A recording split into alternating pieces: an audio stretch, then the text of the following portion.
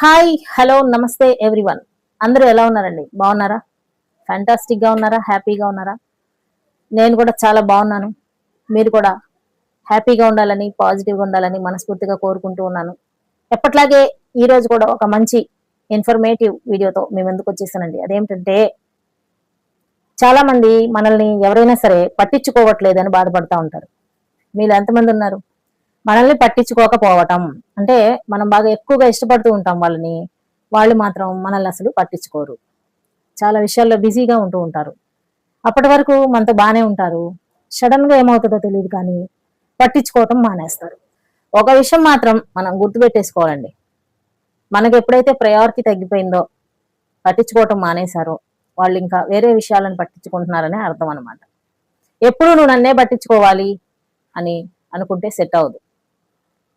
అసలు ఎలా అండి మనం ఎక్స్పెక్ట్ చేస్తాం వాళ్ళు మనల్ని పట్టించుకోవాలి అని? ఒకటి రెండు సార్లు మనల్ని అవాయిడ్ చేస్తున్నారు అంటే అర్థం చేసుకోవాలి అనమాట. తర్వాత మళ్ళీ వస్తారులే, మళ్ళీ పట్టించుకుంటారులే, మళ్ళీ ఎప్పట్లాగా అవుతుందిలే అని చెప్పేసి అందరి విషయాల్లోనూ అనుకోలేం. కొంతమంది బిజీగా ఉంటారు నిజంగానే లైఫ్ లో. అట్లాంటి వాళ్ళు కొంచెం అటు ఇటుగా పట్టించుకోకపోయినా సరే మనం వెయిట్ చేయడంలో తప్పు లేదు. కానీ పని బాట లేకుండా ఇంతకుముందు బాగా పట్టించుకొని ఇప్పుడు సడన్ గా కట్ చేస్తున్నారు అంటే మాత్రం మనం కొంచెం ఆలోచించాల్సిన విషయం అనమాట.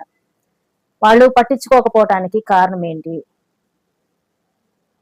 పట్టించుకోవట్లేదు అని బాధపడటం కన్నా మనం యాక్సెప్ట్ చేయాలన్నమాట కొన్ని విషయాలు లైఫ్ లో. అందరూ మనకి చివరి వరకు ఉండరు. కొంతమంది మధ్యలో వెళ్ళిపోతూ ఉంటారండి. అంతే కదండి. ఇప్పుడు మన లైఫ్ లో మనం ఎన్నో విషయాలు అనుకుంటూ ఉంటాం. అవన్నీ చివరి వరకు ఉంటాయా? మన సొంతమా? మన బంధమే ఎవరు ఉంటారు? మరి ఇప్పుడు వచ్చిన వాళ్ళు ఎలా ఉంటారు చెప్పండి. అయితే ఈ పాయింట్ మీద మనం మాట్లాడేసుకుందామండి. మన ఛానల్కి ఎవరైనా ఫస్ట్ టైం వచ్చినట్టయితే ఛానల్ సబ్స్క్రైబ్ చేసుకొని చూడండి. మన వీడియోస్ నచ్చితే లైక్ చేయడం, షేర్ చేయడం, కామెంట్ చేయడం మామూలే. బెల్ ఐకాన్ని ఆన్లో పెట్టుకోండి. అలాగే లైక్ చేసిన వెంటనే హైప్ అని ఒకటి వస్తుంది. అది కూడా మీరు చేశారు అనుకోండి, వీడియో ఇంకొంచెం ముందుకెళ్తానికి ఛాన్సులు ఉంటాయి. ఇంకొంతమంది చూడటానికి అవకాశం ఉంటుంది. ఓకేనండి. అయితే ఎక్కువ లేట్ చేయకుండా మనం ఈరోజు టాపిక్ లోకి వెళ్ళిపోదాం.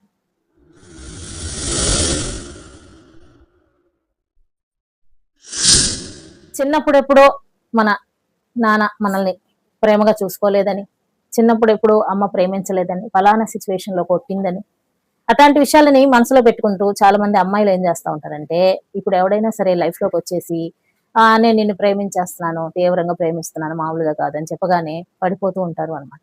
ఎందుకు నువ్వు ఇలాగా డెలికేట్ గా ఉన్నావు? ఇటువంటి క్వశ్చన్స్ మోసం చేసేసి వెళ్ళిపోయిన తర్వాత వస్తూ ఉంటాయి అనమాట. ఏం చూసి ప్రేమించావు అతనిని అన్నప్పుడు జనరల్ గా అమ్మాయిలు చెప్పే విషయం ఏమిటి అంటే, చిన్నప్పటి నుంచి అతన్ని ప్రేమించినట్టుగా నన్ను ఎవ్వరూ ప్రేమించలేదు, అందుకని నాకు ఆ విషయం బాగా నచ్చేసింది అతనిలో. నన్ను ఎవరు పట్టించుకోవాలా, మా అమ్మ గాని మా నాన్న గాని ఇంకా ఇంట్లో ఉన్న వాళ్ళందరూ ఎవ్వరు నన్ను అంత ఎఫెక్షన్ గా చూడలా, నాకు అంత ఇంపార్టెంట్ ఇవ్వాల అని చెప్పేసి సమాధానాలు చెప్తూ ఉంటారు.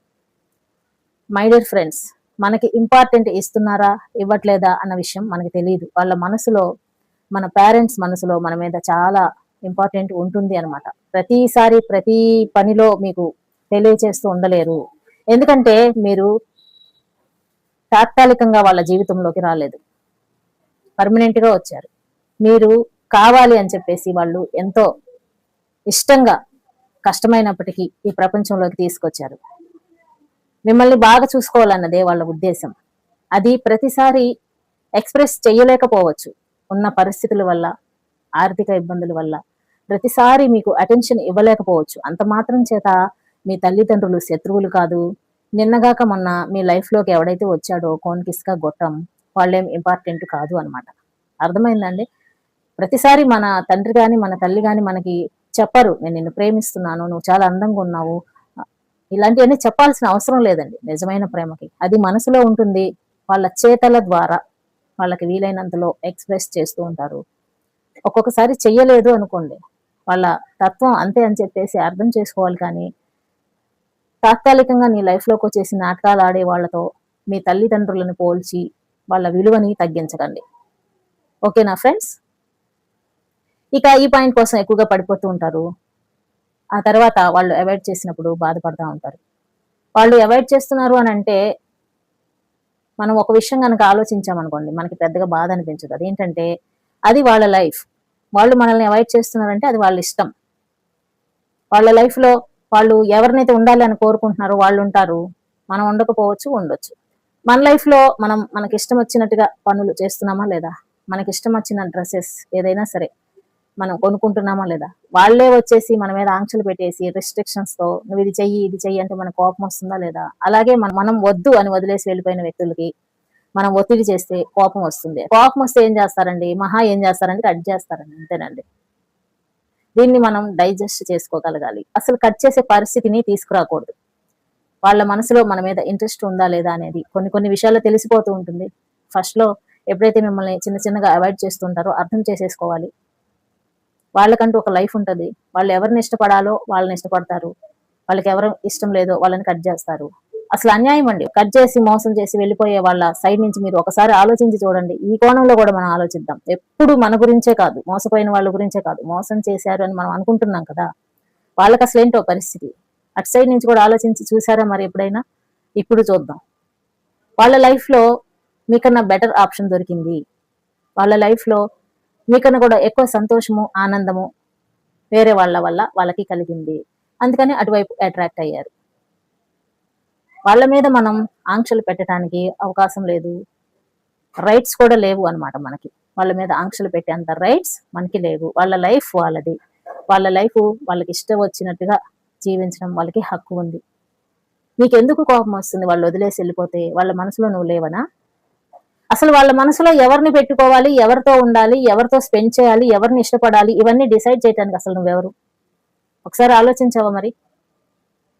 ఇలా కనుక ఆలోచించామనుకోండి, వాళ్ళ సైడ్ నుంచి కూడా పాపం వాళ్ళకి 1,00,000 ప్రాబ్లమ్స్ ఉంటాయి. మీ తర్వాత వేరే వాళ్ళని మార్చాలి, ఆ తర్వాత ఇంకో ఆప్షన్ చూసుకోవాలి, ఆ తర్వాత రకరకాలుగా ఎంతమందినో మోసం చేయాల్సిన పని వాళ్ళకి ఉంది. అవన్నీ వదిలేసుకొని నీ చుట్టూ తిరుగుతూ ఉంటారా ఏమిటి? ఎవరి పనులు వాళ్ళకి బిజీగా ఉన్నారు కదండి. కాబట్టి మనల్ని పట్టించుకోవట్లేదు అని బాధపడకూడదు. మనకి లైఫ్లో మన పనులు ఎంత ముఖ్యమో వదిలేసిపోయే వాళ్ళకు కూడా వాళ్ళ లైఫ్లో వాళ్ళకి ఆ పనులు చాలా ముఖ్యం అనమాట. కాబట్టి అట్లాంటి వాళ్ళని వదిలేసేయండి ఫ్రెండ్స్, ఓకేనా? అసలు మనం వాళ్ళ వెనకాల పడినంత సేపు మన విలువ తగ్గిపోతూనే ఉంటుందండి. సో ఆ విధంగా వాళ్ళు వాళ్ళ బిజీ పనుల కోసం వెళ్ళిపోయారు. మళ్ళీ వస్తారో రారో తెలియదు. మీరు ఎంత ట్రై చేసినా రావట్లేదు అనుకోండి, వదిలేసేయండి. వాళ్ళకి ఎలాగో బెటర్ ఆప్షన్ దొరికిందో మీ లైఫ్ లో కూడా ఒక మంచి వ్యక్తులు వస్తారు. నాకైతే కామెంట్ వచ్చిందండి, సొంత ఇంట్లోనే ఆ తల్లి వాళ్ళ డాడీతో మాట్లాడతాడు అబ్బాయి, మమ్మీతో మదర్తో మాట్లాడడు. ఎందుకు అలా జరుగుతుందో తెలియట్లేదా?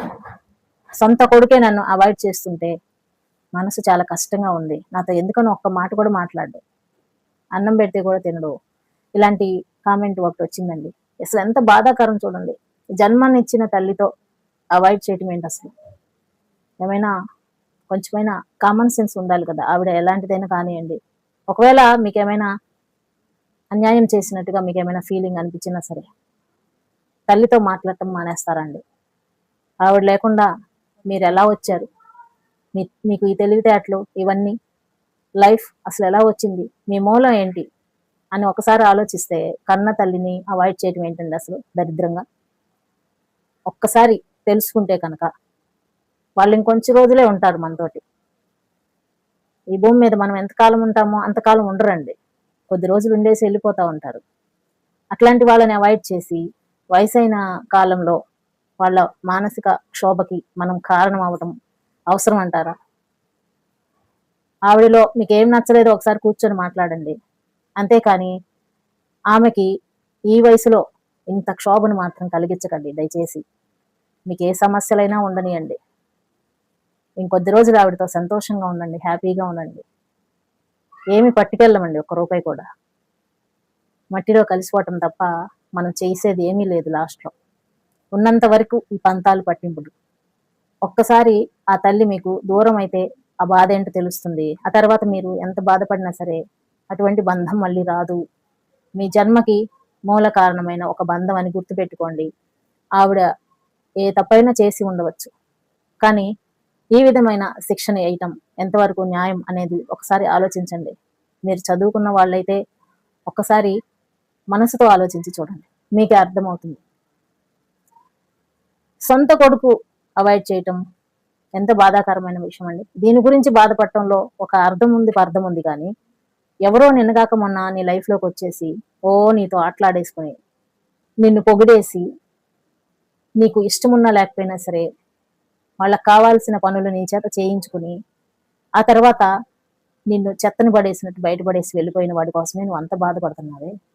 మరి జన్మనిచ్చిన తల్లి చిన్నప్పటి నుంచి మంచి చెడ్డలు చూసి పెంచి పెద్ద చేసి చదువు చెప్పించి విద్యాబుద్ధులన్నీ దగ్గరుండి నేర్పించి ఒక ప్రయోజకుడు కావాలి నా బిడ్డ అని ప్రతిరోజు కోరుకుంటూ ఇంత లైఫ్ మీకు రావటానికి కారణమైన ఒక వ్యక్తి ఆవిడ ఎంత బాధపడాలి ఒకసారి ఆలోచించి చూడండి ఫ్రెండ్స్.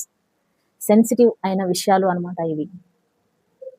మనము మనుషులం, మనకి మాత్రమే ఇటువంటి ఫీలింగ్స్ సెంటిమెంట్స్ ఇవన్నీ ఉంటాయి.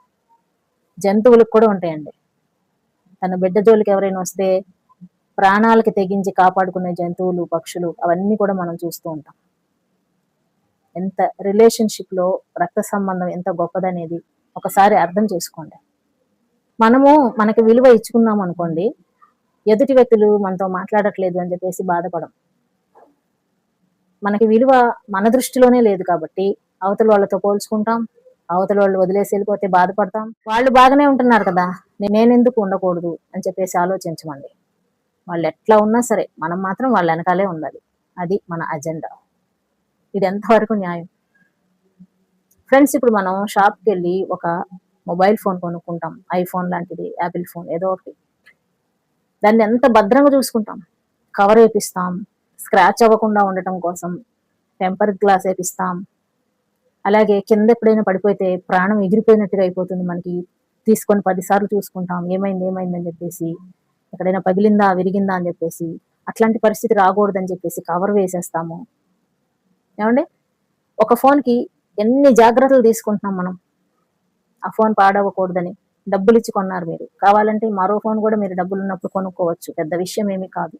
ఆ ఫోన్ ప్లేస్ లో వేరే ఫోన్ మీరు తెచ్చేసుకోవచ్చు. ఆల్టర్నేటివ్ అవకాశాలు చాలా ఉన్నాయి. కాబట్టి అలాంటి మనిషి తయారు చేసిన ఒక వస్తువుకి డబ్బులు ఇచ్చి కొన్న, వెల కట్టి కొన్న ఒక వస్తువుకి మీరు అంత వాల్యుబుల్ గా ఇచ్చేసి ప్రాణానికి ప్రాణంగా చూసుకుంటా ఉన్నారే. మరి ఈ శరీరం భగవంతుడు ఇచ్చింది, మనిషి తయారు చేయాలి. మరి ఈ శరీరంలో ఉన్న మనసుకి ఎంత వాల్యూ ఉంటుంది ఒక్కసారైనా ఆలోచించారా? దానిని దిగజార్చేసుకుని అవతల వ్యక్తుల కోసం పరుగులు పెట్టి వాళ్ళకి మీరంటే ఇష్టం లేదు అని అంటున్నా సరే వాళ్ళ వెనకాలే పడి మీ ఫోన్ని బ్లాక్ చేస్తున్నా సరే మళ్ళీ మళ్ళీ వెళ్ళి బతిమలాడి మళ్ళీ మళ్ళీ మీరే కాల్ చేసి వాళ్ళు అటెండ్ చేయకపోతే బాధపడి, నువ్వు లేకపోతే నేను ఉండలేను, నువ్వు ఎంత మందితోటైనా వెళ్ళు, నీకెన్ని ఆప్షన్స్ అయినా పెట్టుకో, కానీ నాకు మాత్రం నువ్వే ఇంపార్టెంట్ అని చెప్తూ కొంతమంది తిరుగుతున్నారు అని అంటే భగవంతుడు ఇచ్చిన ఈ అద్భుతమైన లైఫ్కి అసలు ఏంటండి అర్థం? ఒక మొబైల్కి మీరు ఇచ్చిన ఇంపార్టెన్స్ విలువ కూడా మీకు మీరు ఇచ్చుకోవట్లేదు. మీ విలువ ఒక్కసారి మీరు కనుక తెలుసుకున్నారు అంటే ఇలాంటి చీప్ గాళ్ళకి అస్సలు మీరు లొంగరు అనమాట. ఈరోజు మన లైఫ్లోకి వచ్చారు, రేపు వేరే లైఫ్లోకి వెళ్తారు. ఇక్కడ ఏదైతే జరిగిందో అక్కడ అదే జరుగుతుంది, ఏమాత్రం మార్పు ఉండదు. కానీ మీరు మాత్రం మీ లైఫ్ని కోల్పోతారు, చేయాల్సిన పనులను ఆపేసుకుంటారు. మీ వల్ల ఎవరెవరైతే ప్రయోజనాలు పొందాలి అనుకుంటున్నారో వాళ్ళందరికీ కూడా మీ వల్ల జరగాల్సిన పనులు ఆగిపోతాయి, తద్వారా నష్టం. అర్థమైందా ఫ్రెండ్స్? మనల్ని వద్దు అని అనుకుంటున్నారంటే నువ్వెందుకు బాధపడుతున్నావు? వాళ్ళు వద్దు అన్నారు కాబట్టి నీకు బాధేస్తుంది. I right?